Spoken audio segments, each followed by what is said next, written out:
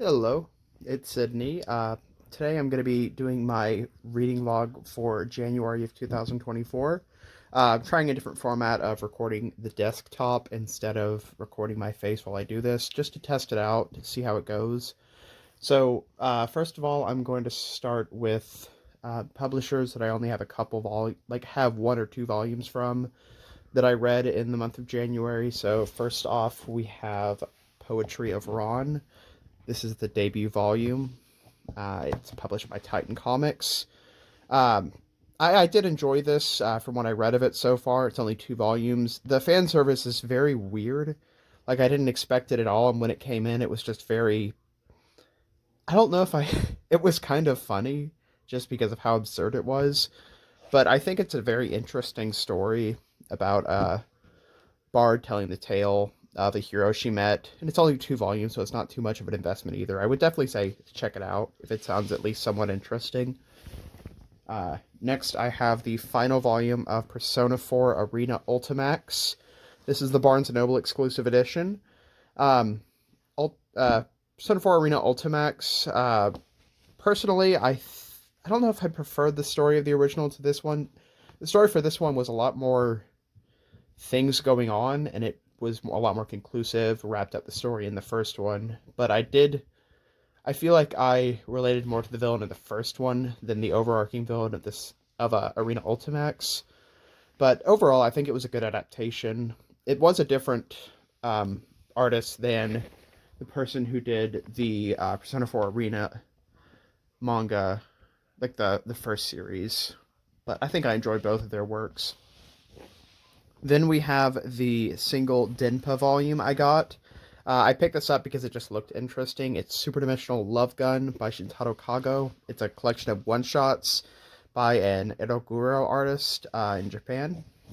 It's extremely graphic and pretty sexual, so it definitely needs that 18 plus rating right there. But if you're over 18 and you can handle gore, it's a very, very interesting gore. Like, it's conceptual and it's a very fun read. Like, it doesn't ever feel like it's taking things extremely seriously and dark. It feels very. I don't really know the right word to describe it, but yes, I enjoyed it a lot. I might pick up other work of theirs if it ever comes over to the States. I'm not sure yet. Then we've got the only, I think, DMP. Yes, the only DMP manga I read in January, which is My Only King by Lily Hoshino. This is a collection of yaoi one-shots by Lily Hoshino. I was pretty. I didn't really have that many opinions on this. It was an okay collection of stories. Nothing that really stood out to me or nothing that I really remembered that well. There was some weird kind of grooming stuff in the final story, but the story on the cover, I think was a fairly cute story. Nothing spectacular though. Then we're getting into Kodansha, starting with the only standard size Kodansha release I had in January that I read, which was Go Go Loser Ranger Volume 8. This is another series where I have to kind of take a bit to catch up on where the plot was previously. But yes, this wrapped up a major fight and major arc in the story. Again, I dipped in the series. I'm liking it more now, but it's still a bit confusing to go through and to read. The action does get a little bit weird, especially with these high conceptual monsters that they're fighting. So yeah, I think it's worth a shot if you enjoy Super Sentai sort of stories. Maybe wait for the anime if it does get one. I don't know if it's been confirmed or not. Next, we have the second volume of Origin by Boichi. I absolutely love this series so far. The artist is the same person who's the artist of Dr. Stone. I believe he does the art and the story in this one. It's a very interesting sci-fi story about a cyborg who is basically hunting down other cyborgs like him. There's a lot going on. He's trying to hide his identity. There's a lot of mind games played. It's a very interesting read. I'm enjoying it a lot so far. Then we have the fourth volume of Twilight Out of Focus. This is a BL series focusing on a drama club in a all boys school, not drama club, film club. It's a film club and a bunch of people around the film club and somewhat connected to the film club. And I very much enjoy this series, even if I'm not particularly interested in film. I think it's got a lot of very beautiful art and very good storytelling and good characters. Um, each of these, well, I think there's a couple volumes that focus on one couple, but most of them are spin-offs that focus on different couples. But I would definitely recommend this series if you're into BL, especially if you're into film in particular. But it's a very interesting, good BL series so far. I'm not sure how long it's going to be exactly. Next we have Gachiakuda, Volume 1. This is another Kodansha release. The rest are going to be Kodansha until I say otherwise. This is another interesting concept for a series where discarded trash from the place where this character grew up is just basically thrown down off of the edge into a giant pit. And minor spoilers for the first volume, this character ends up in that pit himself, and it's his story of trying to, I can't remember if it's like trying to take revenge or just trying to get out of the pit. But it's very interesting. I wasn't going to read it initially. My partner's the one who picked it up, but I'm kind of glad I started reading it. It's a unique concept that I think could go far. Then next we have the 6th volume of In the Clear Moonlit Dusk by Mika Yamamori. Again, I still love this series so much. The main male lead is getting a bit possessive, which is not my favorite thing in the world, but I still think it's a really good story. I'm also not a huge fan that the second male lead did end up, spoilers, he did end up being attracted to the main female lead. I was kind of hoping it wouldn't go in that direction, because it seemed like they could find a way to write it differently. But that's just a personal opinion. I still think this is a wonderful, beautiful series that is a must-read. Next, we have the first volume of King in Limbo by Ai Tanaka. They've had a few other series in English. I'm not sure the names of them off the top of my head. Maybe it's the series that are exactly on the back of the volume right here. This is another interesting conceptual manga, or interesting concept for a manga, where it's these characters who develop something called sleeping sickness, and they have to have people who come into their minds and help pull them out of the sickness. Otherwise, they end up dying. I think I don't remember if it's Shonen Ai or not, because I think I remember it having some sort of gayish vibes, but I really am not sure. It's definitely very interesting, and I'm glad I picked it up. I think it's a shoujo or a josei, and it's very well written, very interesting to read, and it's only going to be 3 of these omnibuses, which is 6 volumes total. I definitely recommend this one, though. Next up, we have Quality Assurance in Another World, Volume 5. This got really weird. A lot of weird stuff happened in this volume. I guess I probably shouldn't be showing the backs, because that's going to spoil the story. I guess a minor spoiler is just one of the glitches that happens to one of these characters is they get turned into this weird cube thing, which is just ridiculous. But yeah, I'm really enjoying this series. Kind of sad my partner hasn't been able to keep up with it, but hopefully more people are able to read it and enjoy it as well. I think it's getting an anime soon. Speaking of another manga series I really, really love, it's Shonen Note Volume 6. This is a story about a boy soprano who is discovering himself and discovering his place in his school, his new school, with the choir club and the opera. And it's the stories of all of the people in the choir club and all the people in his life experiencing themselves and growing together. It's a very, very good series. Yuki Kamatani, everything they've written so far that I've read, which is only this and Our Dreams at Dusk, have been fantastic works with beautiful art, and I would 100% recommend them wholeheartedly. That's it for Kodansha. So next we have the Yen Press, which I didn't have a lot of Yen Press releases this month. First of all, we have Maiden of the Needle, Volume 2. I am also really enjoying this series so far.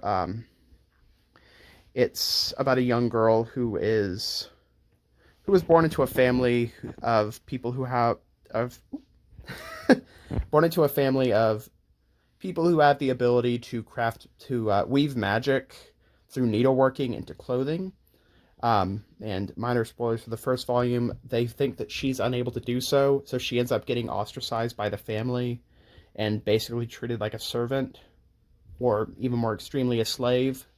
Um, but she does end up, again, spoilers for the first volume, getting saved from that situation and discovering her own worth. And I was kind of iffy on the end of the first volume because it seemed like we were introducing a weird age gap romance, but it doesn't seem like it's going to be like a romantic romance. It seems more so just him wanting to become a father figure for her. I hope that's what it stays, because I'm not a huge fan when age gaps are just kind of thrown into series like this. Next up, we have The Princess of Convenient Plot Devices 4. This is a very interesting spin on the villainess. I don't even know if it's technically a villainess or not. But it's a fantasy series where a girl's reincarnated into not an otome game this time, but a BL novel. Let me pan away from the plot so I can read it really quickly while you get to look at this guy. Okay, just making sure I remembered exactly what this was. Yeah. The plot's very difficult to explain.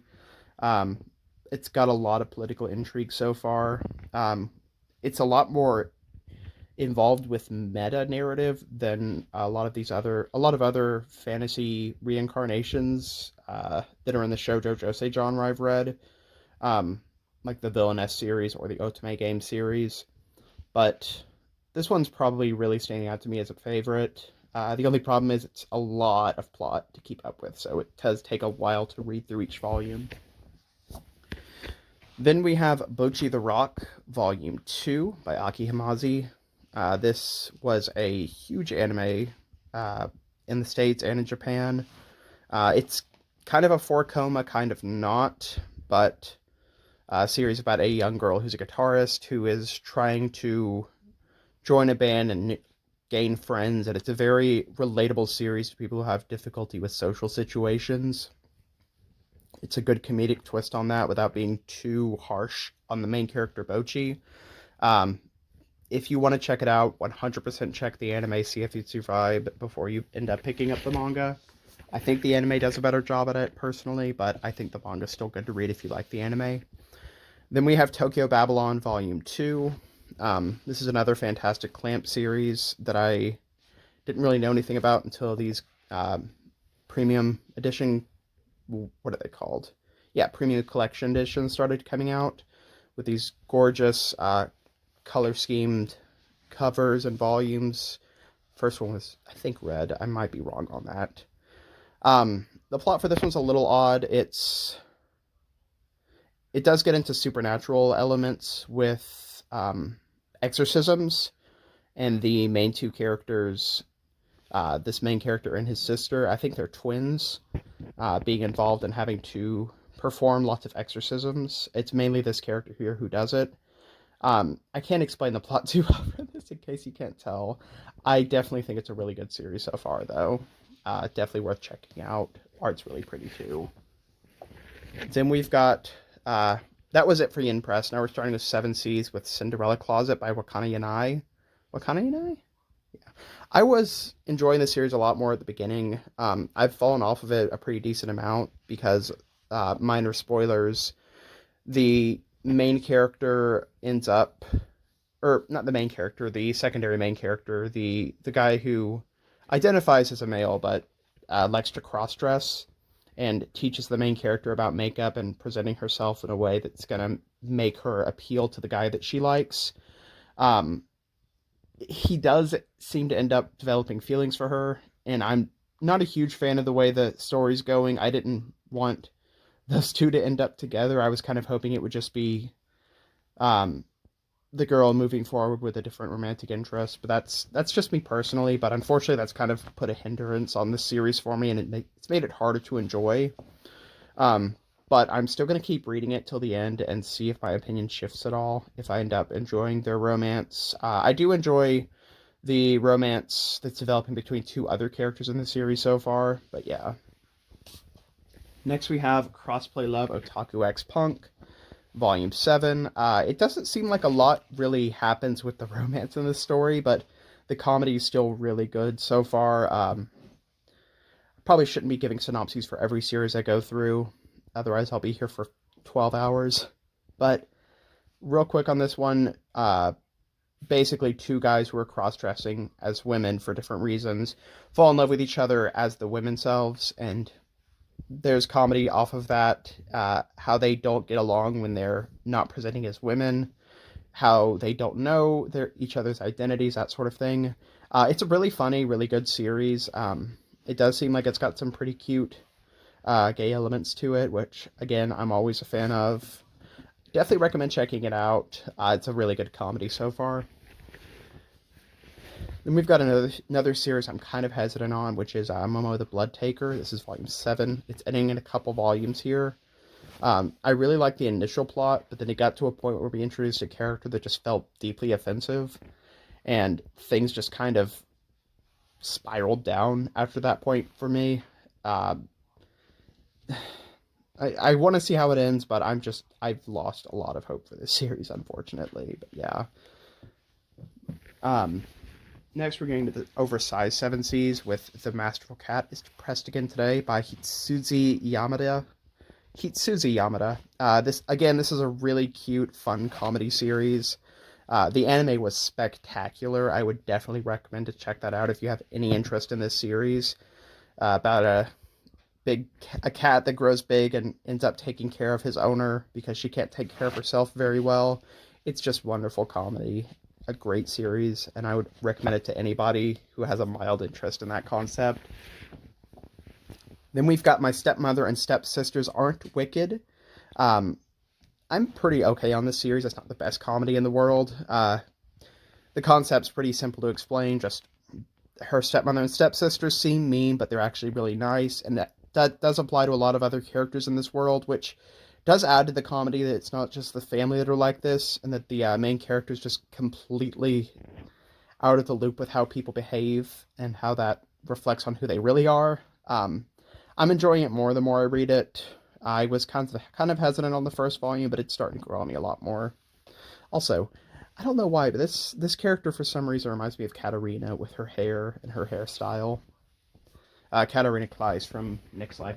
My Next Life is a Villainess, that is. Then we have the final volume of Soloist in a Cage, which is volume 3. I think overall this is a really interesting Shonen Jump Plus series. I don't want to spoil too much about it, so yeah, it's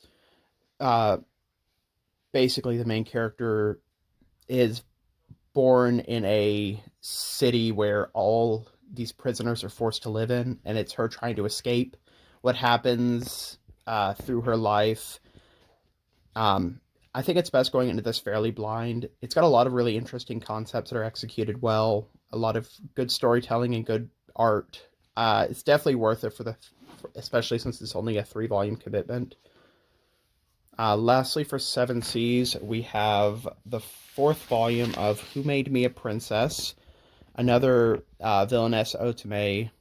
This one isn't Villainess, I don't think. I don't even think it's Otome. No, I think actually, yeah, no, it is Villainess Otome. This one's probably one of my favorites so far. The girl's basically just trying to convince her father to actually love her and not kill her. Very, very good series, though. I would 100% recommend it. Again, don't want to say too much about it, but the art by itself, just look up the art. It is beautiful. If you don't read the story, at least look at some of the art. That's it for 7 Seas. The rest of the reads from the books that I got this month are only going to be Viz/Sublime, which is a Viz imprint. So first of all, we have the One Sublime volume that I actually bought in January, that I read in January, which is Daisy Jealousy by Ogretsu Tanaka. This is another wonderful one shot by Ogretsu Tanaka. Um, I loved Escape Journey. Can't remember if she has another one shot. I'm enjoying, I think it's Happy at the End or Happy Crappy Life. It's one of those two. I always get the names confused. But yes, aside from Your HMB Club, I've enjoyed everything Tanaka's done. This is no exception. It's a really good, cute romance between two guys. Explaining too much on the one shot will kind of give a lot of the appeal away, but I would 100% recommend it. Then we've got Timon's B-side, Volume 2. I think it might be pronounced Timon. About an idol who is super upbeat and cheery, and then in real life he turns out to be super gloomy.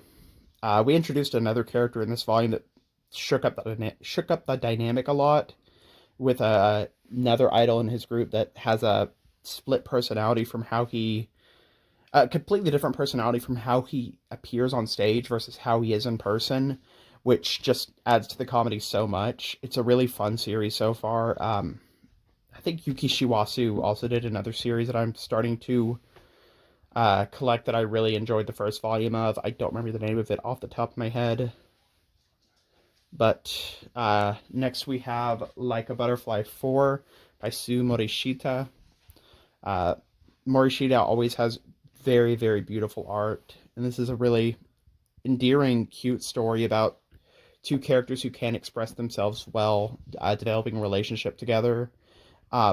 It's very quick read, not a lot of dialogue in it, and I don't think I'd call it a slow burn. It develops a little bit slowly, but it's a pretty simple romance, and I think it's a good read, and it's just especially short to get through. There's not a lot of complicated themes going on in there. The art is always just beautiful, though, and I would 100% recommend this to shoujo romance fans. Next, we're getting to the Shonen Sunday stack with Helk Volume 7.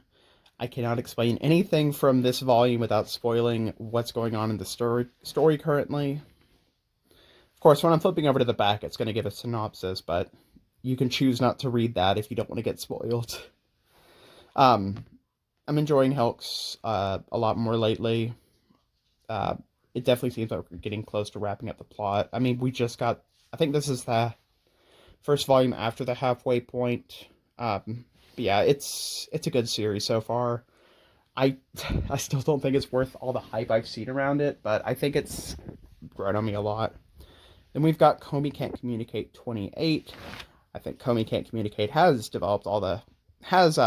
lived up to all the hype around it. Of course, spoilers on the back, but I can't do anything about that when I'm trying to show both sides. Never have really much to say about Komi Can't Communicate. I absolutely love the series. The author has definitely gotten a lot more overt with how he handles fan service, or how they handle fan service. Which, I mean, I'm this far into this series, I'm not going to complain about the author's decisions. But yeah, the fan service does get a little bit, like, it's not huge in your face, but you notice a couple panels, it's like, whoa, okay then. Lastly, for Shonen Sunday, we have Mao Volume 15. It's growing into a Takahashi series that I really, really like.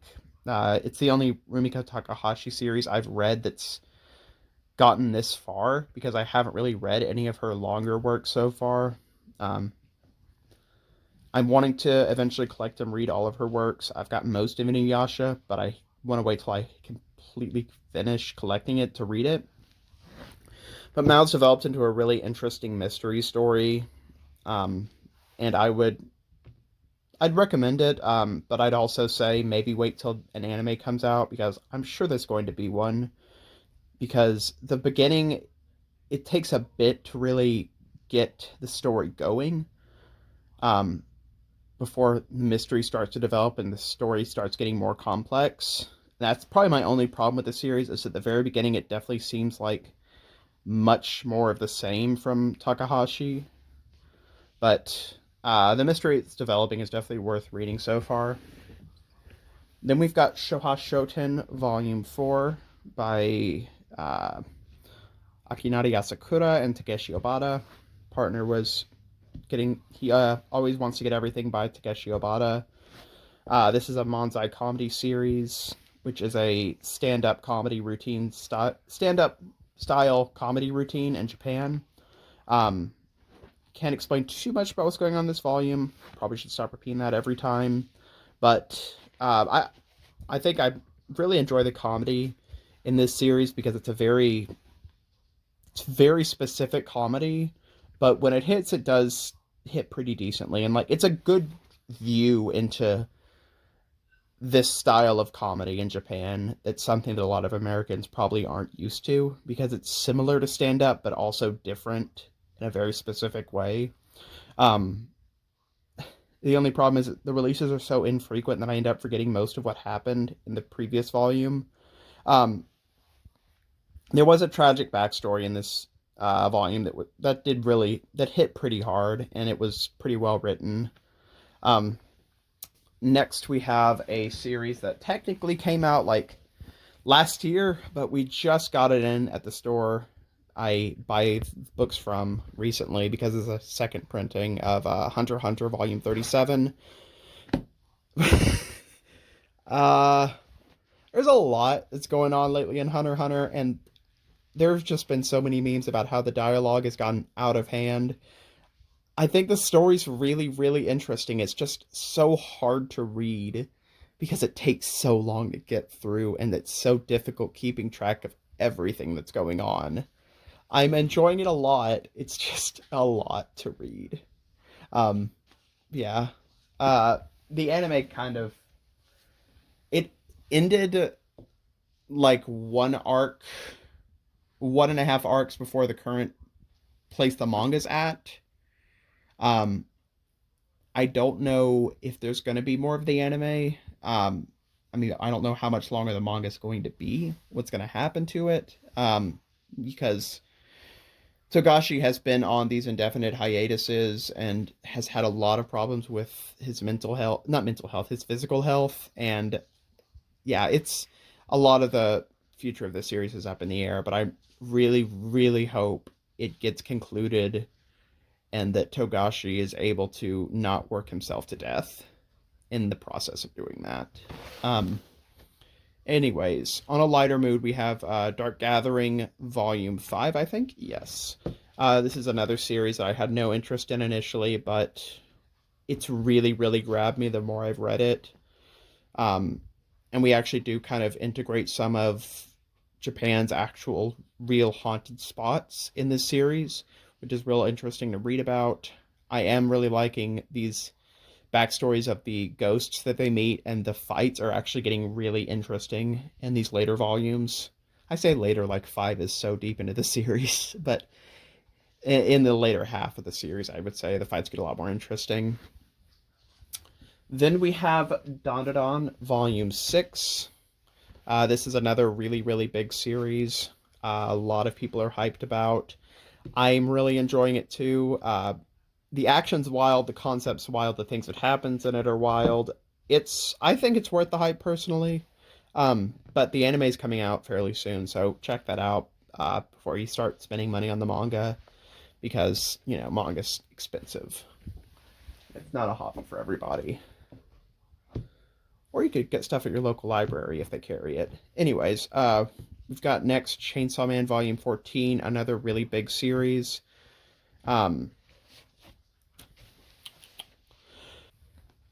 Fujimoto's art has always just been really good. The story's really good in Chainsaw Man so far.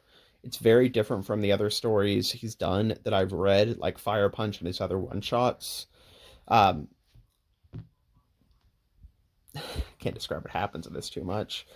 I am really enjoying it, though. I would say check out the anime if you haven't, but there's not a lot of people, I feel, who haven't watched Chainsaw Man, or at least heard of Chainsaw Man, so I don't need to talk about it too much. Next we have Blue Box Volume 8, a series I want more people to read and more people to talk about. It is a great shonen romance series involving some sports. because the main two characters are involved in sports, and they kind of encourage each other to grow. The relationship's a very slow burn, but I love the art, I love the characters, I love the writing style. Everything about the series I really, really love. I just hope that it's able to get an anime that lives up to the manga. To me personally, it's really secured a special place in my heart. And I'm super glad I started reading it, even if I don't typically like sports series. Next, we're getting to the Vizsigs with Boys Abyss Volume 4. Where's the number? Yeah, Volume 4. This series is it's full of a lot of very mature topics, and it's definitely not for everybody. It's got a lot of mentions to self-terminating. I've heard that you're not supposed to use the other word in these type of videos, so I'm going to try and avoid it. It's got a lot of very triggering topics in it, so make sure to do research on it to see if it's something you'd be okay reading before checking it out. It felt a bit too edgy at first for me, but I feel like the writing's really, it's a really well-written story, even if it does have a lot of darker topics in it, and I'm very interested to see how these characters handle the situation. It's another series that you're best going into completely blind. Next, we have the final volume of Cat-Eye Boy, the Perfect Edition by Kazuo Umez. This is volume 2. The only problem with this series is it's one of those that's extremely expensive. It's $35, but it is, I don't think it's a 3-in-1. I don't know exactly how many volumes are in this, but it's a really beautiful hardcover of the series. But yeah, this concludes the series. Cat-Eye Boy is very much a serial, I don't know the right word for this, where it's kind of like a monster of the week sort of thing.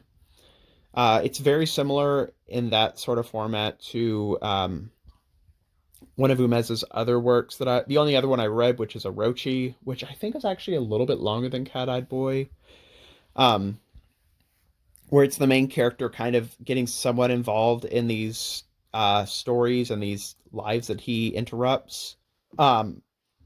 Cat-Eyed Boy definitely has more of a presence in the stories and has a lot more things to do in them.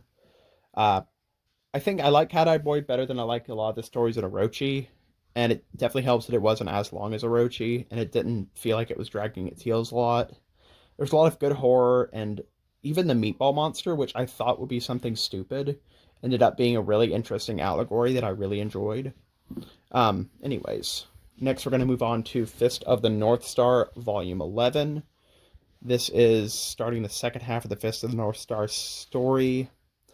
Fist of the North Star is one of those old classic series I think it's from the late 80s. It's a series that like I very, very much love the art for. I'm just not that interested in the story. The overarching story for me doesn't really feel like it's that well handled personally. I'm hoping the second part of Fist of the North Star changes my opinion on that, because it seems like we're definitely shifting the perspective on the story a lot. We even had I think we had a time skip too. I don't remember exactly. The perspectives in this volume were a little weird though. Like the drawings of the size of the horse versus the size of the people. It was a little odd. I don't know if that was done intentionally or not, but I still love the art for the series, and I think it's worth reading for the art alone, even if I'm not that keen on the story. Next we have, technically this isn't a Vizsig, it's a Shonen Jump, but I count it with Viz 6 because it's that size. JoJo's Bizarre Adventure, Part 6, Stone Ocean, Volume 2. This has, for a while, just been my favorite part of the JoJo's franchise, I guess you would say. I really enjoy Jolene and a lot of the other people she ends up working with in this series. Foo Fighters, probably my favorite JoJo character, just in general. I can't really explain why. I don't really have a particular reason. They just really gravitate towards me. It's probably not worth trying to explain the concept of JoJo's. It's better to research on your own, I think, especially since we're already on part 6. But yeah, this is more of the good stuff. Still really enjoying this series. Yeah. Next up, the final volume that came out in January that I read in January is Steel of the Celestial Shadows Volume 1. This is a story by Daruma Matsuda about a guy who is cursed to not be able to touch steel, even though he is a samurai. So he's basically destitute and struggling to make ends meet when he meets a girl who's just, for some inexplicable reason, completely falls for him.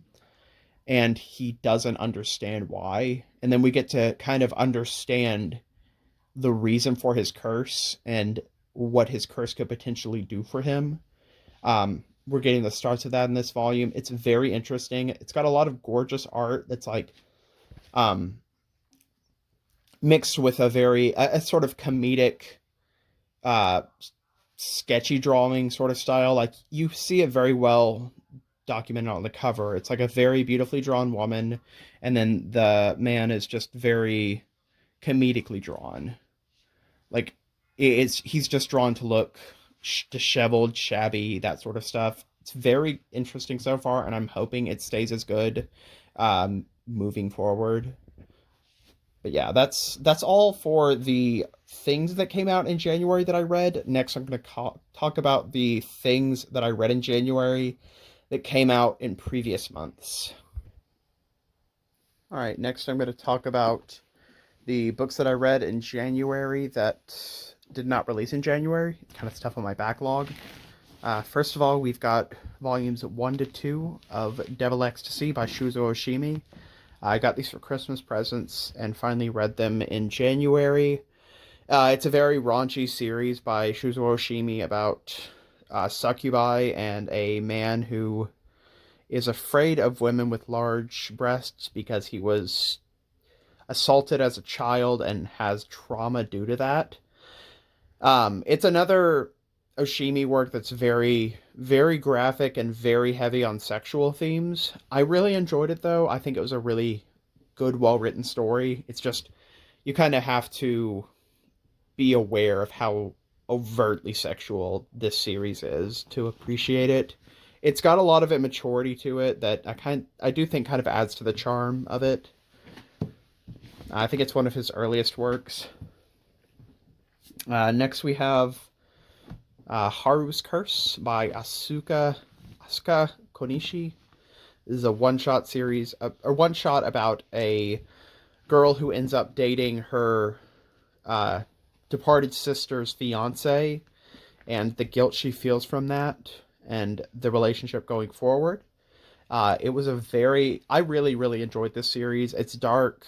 It's got some depressing themes to it, but it was a very well-written series. A very well-written story, in my opinion. I want to check out more of Konishi's works. I don't really know if there's much else to check out. Then we have another 2-volume collection that I read in January.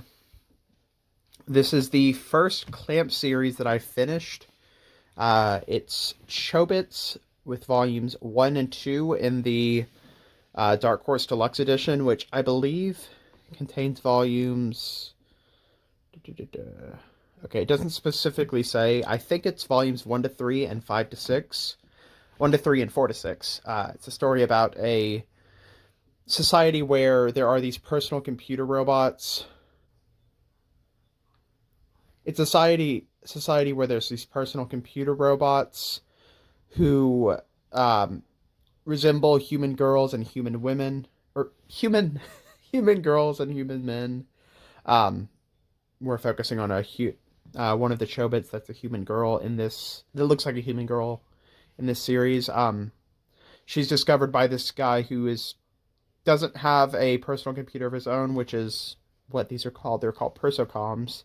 And he discovers her in the trash and activates her, and we learn about who she is because she knows nothing about herself, and he's helping her discover herself. And I think it's a really good story.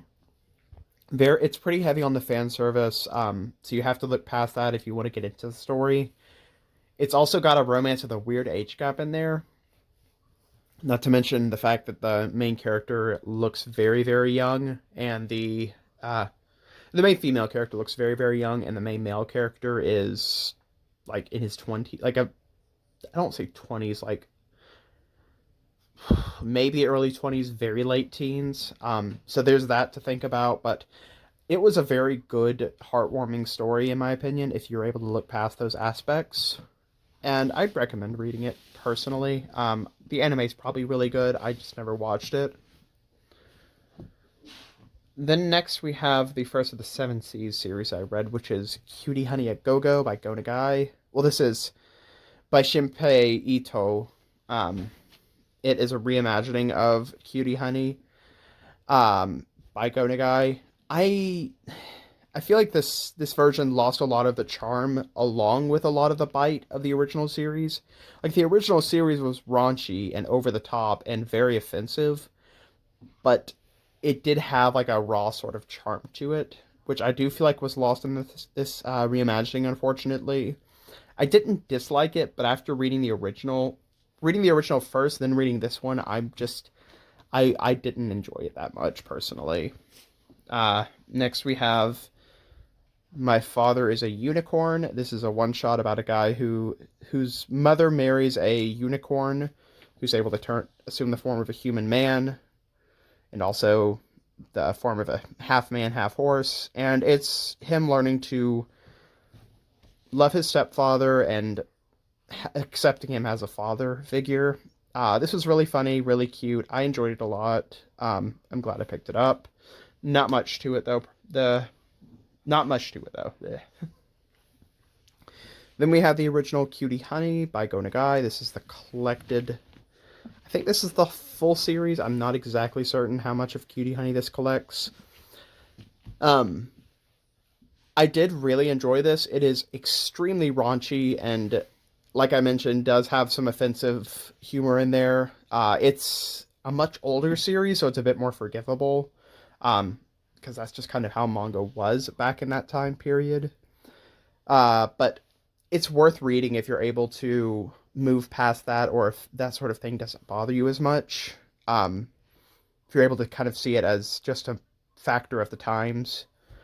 Because I'm sure Go Nagai's later works isn't as raunchy as this is, especially considering his very first work was like way beyond this in levels of raunchiness, to the point where I think it even ended up like getting protested against because of how extreme it was in terms of the raunchiness. But yes, Cutie Honey, it's about a girl who is an android who has these kind of magical girl powers, and when she transforms, she ends up like losing all of her clothing and that sort of stuff. You know, what we would assume is like the typical magical girl genre sort of thing.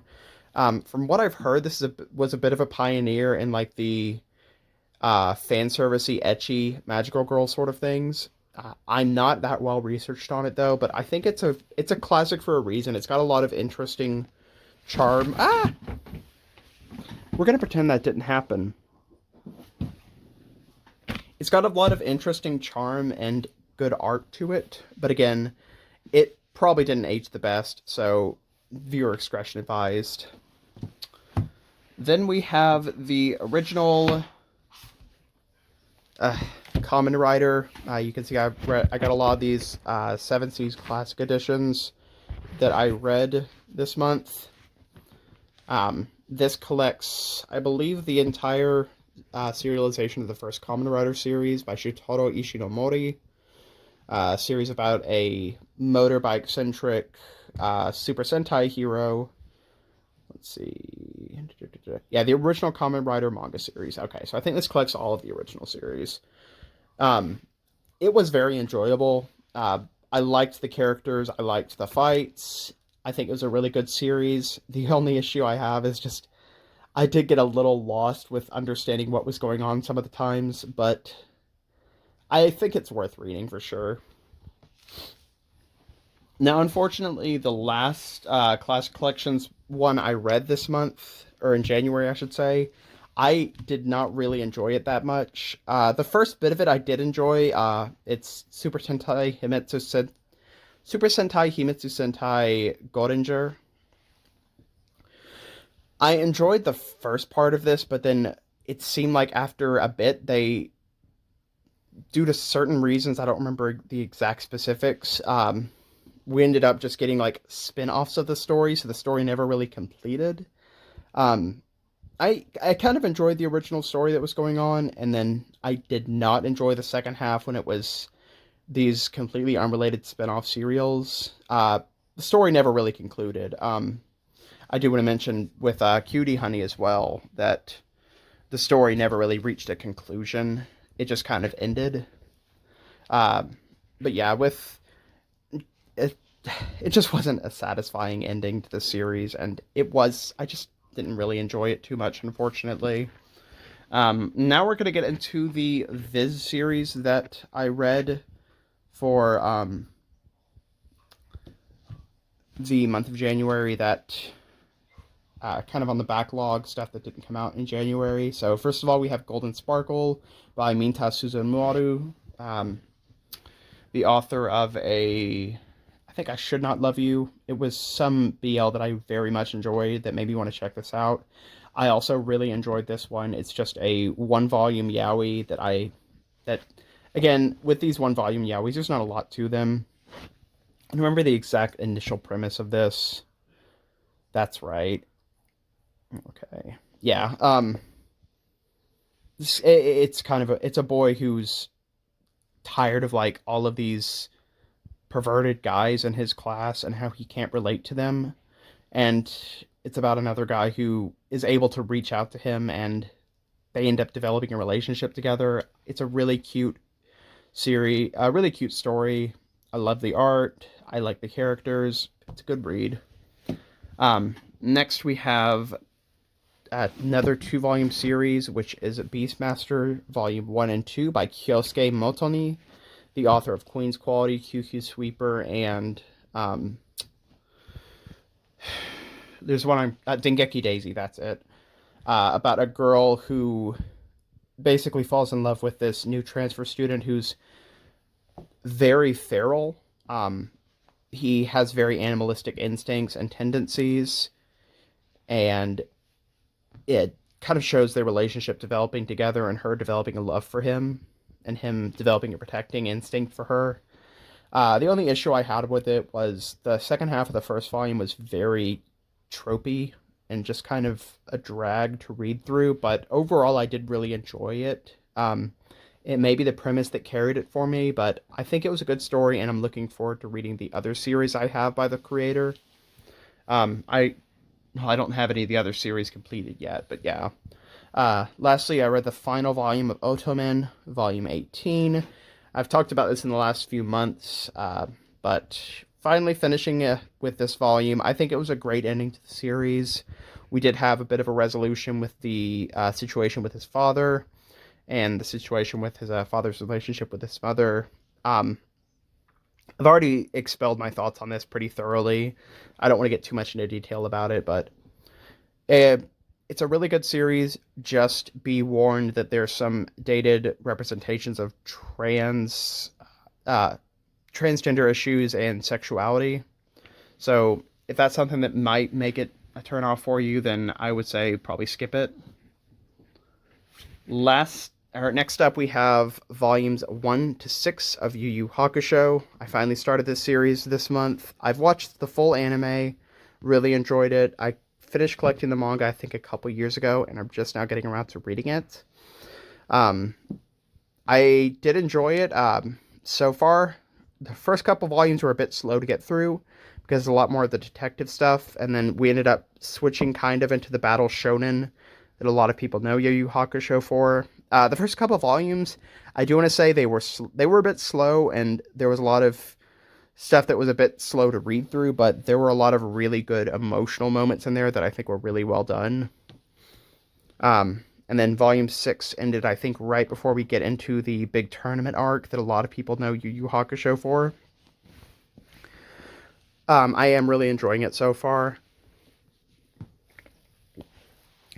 It did have a weird sort of like, I think it might be a little bit offensive nowadays. A character who seemed like they might be trans, but gets kind of made fun of for it. But I'm pretty sure Togashi's views on that have changed completely, and that he's been a lot more tolerant in his ongoing series moving forward. I think it was just an unfortunate one-off joke.